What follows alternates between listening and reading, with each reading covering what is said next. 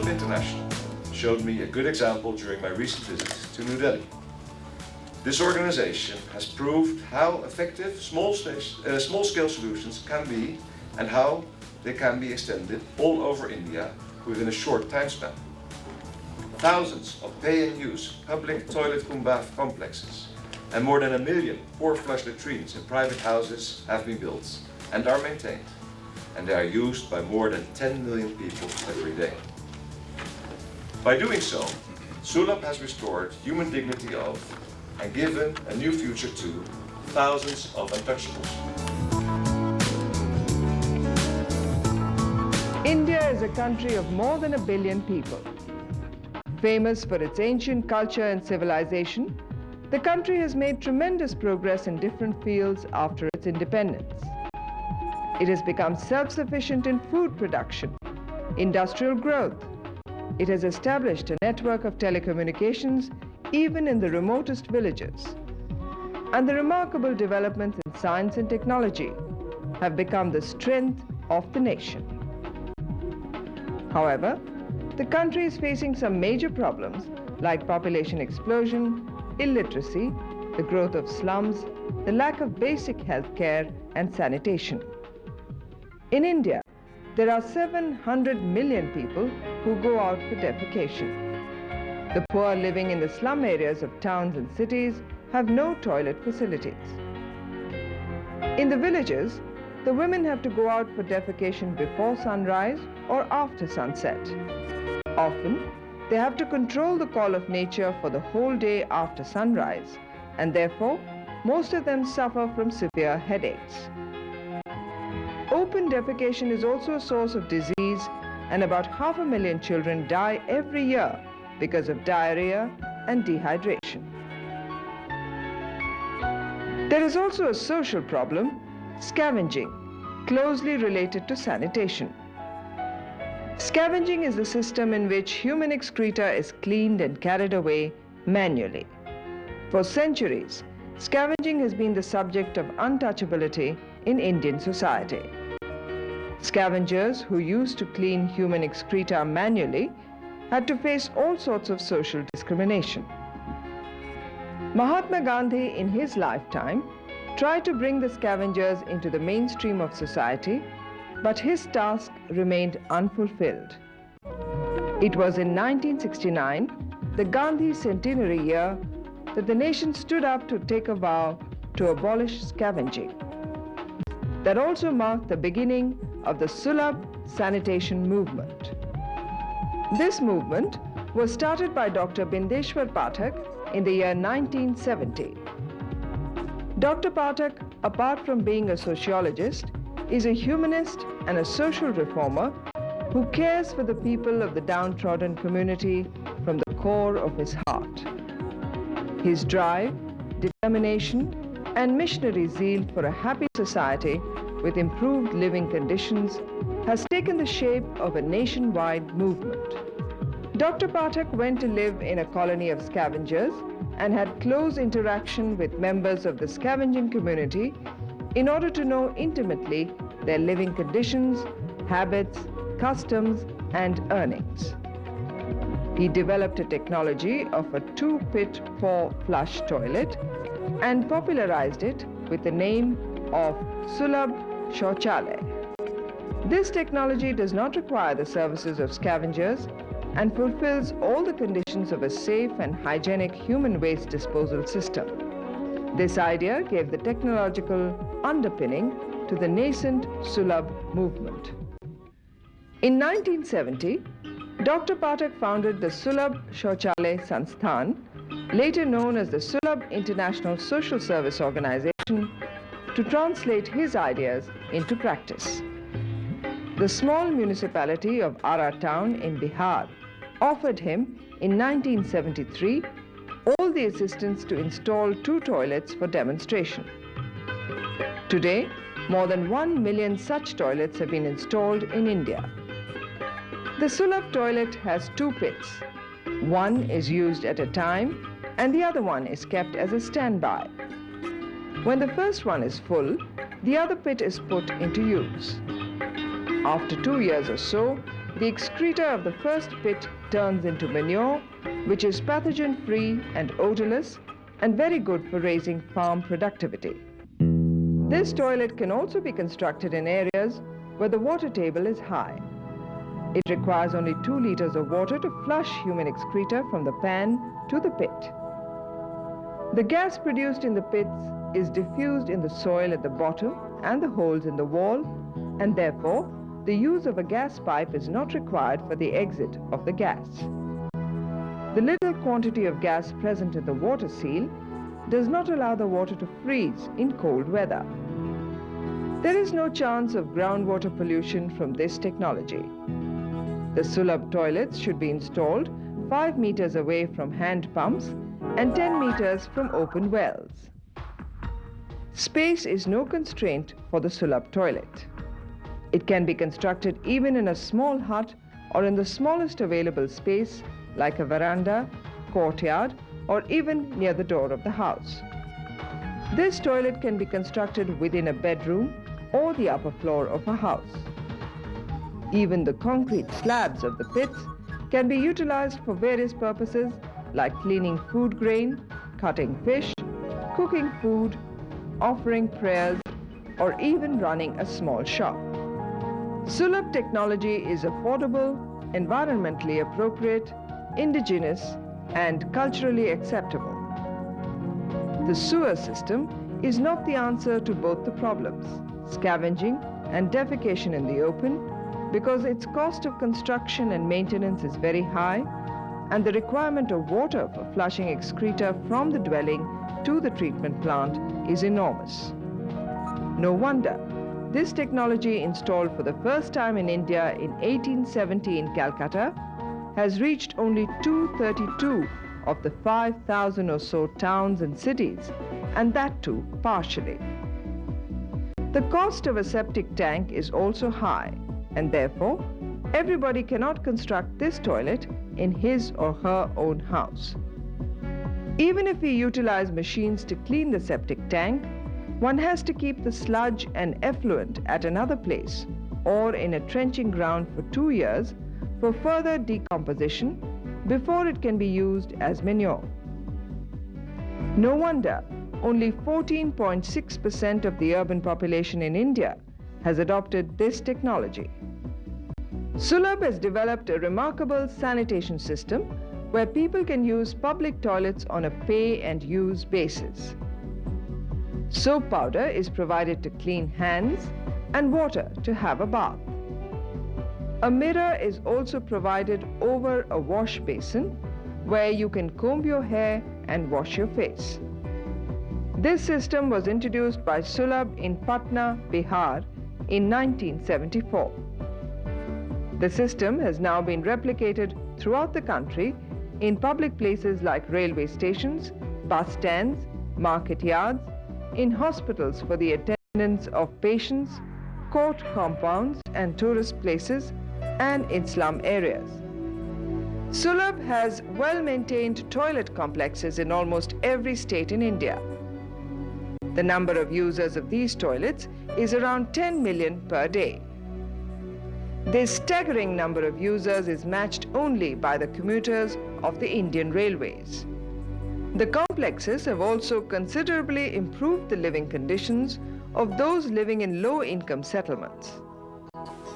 The late Bharat Ratna, J.R.D. Tata, got a Sulabh toilet complex constructed and inaugurated in Mumbai. The biggest Sulabh toilet complex in the world has been constructed at Shirdi in Maharashtra for the Sai Baba Trust. It has 120 general and 28 toilets for VIPs, 108 bathrooms, and 5,000 lockers for keeping the belongings of pilgrim travelers. The electricity supplied in this complex is generated from the biogas produced from the excreta of the toilet users. Biogas can be produced from human excreta since it contains 66% methane, which is a combustible gas that can be used for various purposes like the lighting of gas lamps, warming oneself in winter, heating of water for bathing, for cooking, electricity generation, and street lighting. The famous Bailey Road and Gandhi Maidan of Patna were lit by the electricity produced from human excreta of the Sulabh public toilets. About 100 such biogas plants have been installed in different parts of the country. The sludge of the biogas plant is used as fertilizer, and the water discharged from it, containing phosphorus, nitrogen, potash, and other plant nutrients, can also be used as fertilizer. This can also help check water pollution in rivers like the Ganga and the Yamuna. Sulabh has also developed a system where water hyacinths can be utilized in biogas plants after drying them and converting them into powder. This doubles the production of biogas. Sulabh has developed a technology for wastewater treatment through duckweed. This does not require either energy or chemicals to treat wastewater. Duckweed has natural properties which can treat even toxic waste discharged from cities except for oil. One can rear fish in such water which have no harmful bacteria and can be safely consumed. Sulabh has invented the technology of thermophilic aerobic composting, by which vegetable and biodegradable wastes can be converted into manure within 10 days and don't require the churning of material during the composting process. Sulabh has established a unique museum of toilets. The museum has a rare collection of artifacts, pictures, and objects detailing the historical evolution of toilets since the dawn of civilization. It has many hilarious, rib-tickling facts and figures related to the subject. Determined to restore the human rights and the dignity of scavengers, Sulabh has led a relentless campaign to bring them into the national mainstream. More than 60,000 scavengers have been relieved from the subhuman practice of cleaning human excreta manually. Secondly, they have been provided alternative employment like the cleaning of roads and lanes and jobs of gardeners, and many towns and cities have been made scavenger-free so far. Further, for poverty alleviation through self-employment, youth, including the wards of scavengers, are being given training in various vocations like tailoring, fashion technology, shorthand, typing, beautician's courses, television and radio assembly and repair, driving, electrical and masonry work, so that they can be self-employed. The children of scavengers are given quality education along with computer and vocational training through English medium schools so that they can compete with the other children in society. For the upgradation of the social status of scavengers, Sulabh has started a unique program where the elite of society are persuaded to have social interaction with scavenger families. Sulabh's initiatives to educate and train women from urban slums and rural areas in sanitation and basic health care are radical in outlook and humane in approach. Sulabh has started a training school for teachers in the proper maintenance of toilets so that they in turn can take their students to public and individual toilets and give them hands-down training in health and hygiene. For motivation, health education and training, Sulabh has published literature in 18 recognized languages of the country so that every home has knowledge about the basic sanitation.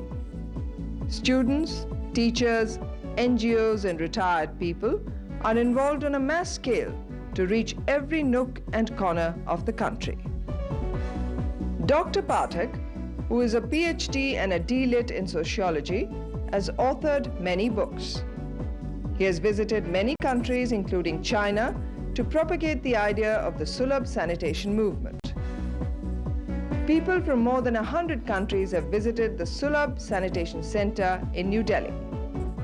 Sulabh technology was declared one of the global urban best practices by Habitat 2 in the year 1996 in Istanbul.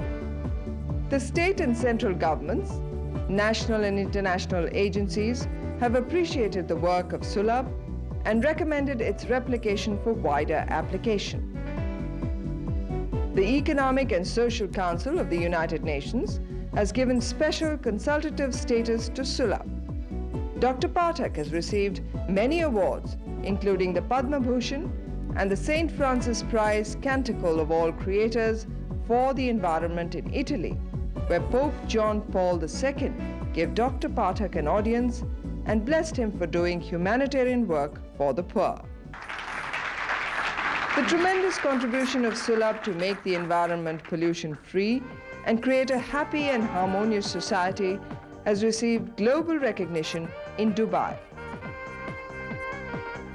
Sulabh International participated in a big way at the World Summit on Sustainable Development at Johannesburg and was one of the star attractions at an exhibition organized during the summit. The methodology adopted by Sulabh was appreciated by other participants who evinced a keen interest in their work and activities. The man behind this unique initiative, Dr. Bindeshwar Pathak, also addressed a well-attended press conference on this occasion. Dr. Bindeshwar Pathak was also awarded the United Nations Scroll of Honor Award 2003 at Beirut in Lebanon. Mr. Klaus Topfer, Executive Director of the United Nations Environment Programme, was also present on the occasion. The founder of the Sulabh sanitation movement was also given the United Nations Human Settlement Scroll of Honor Award in the year 2003 at Rio de Janeiro in Brazil for developing and putting up 1.2 million twin-pit pour-flush toilets. The award was given by the Executive Director of UN Habitat, Mrs. Anna K. Tabaijuka. The Human Development Report 2003, published by the UNDP, has also acclaimed Sulabh technology as the most appropriate and affordable sanitation technology for the disposal of human waste. Recently, Sulabh International has started sanitation programs in Afghanistan in a big way to improve the living conditions of this war-torn nation. Print and electronic media in India and abroad have given wide coverage to the Sulabh movement. During the last 30 years, Sulabh has been able to change the attitudes and beliefs of the Indian people about sanitation. In many ways, the Sulabh movement is realizing the dream of Mahatma Gandhi and Dr. B.R. Ambedkar.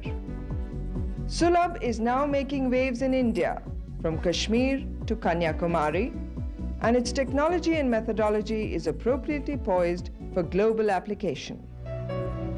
For Sulabh, sanitation is a religion, a matter of faith and conviction.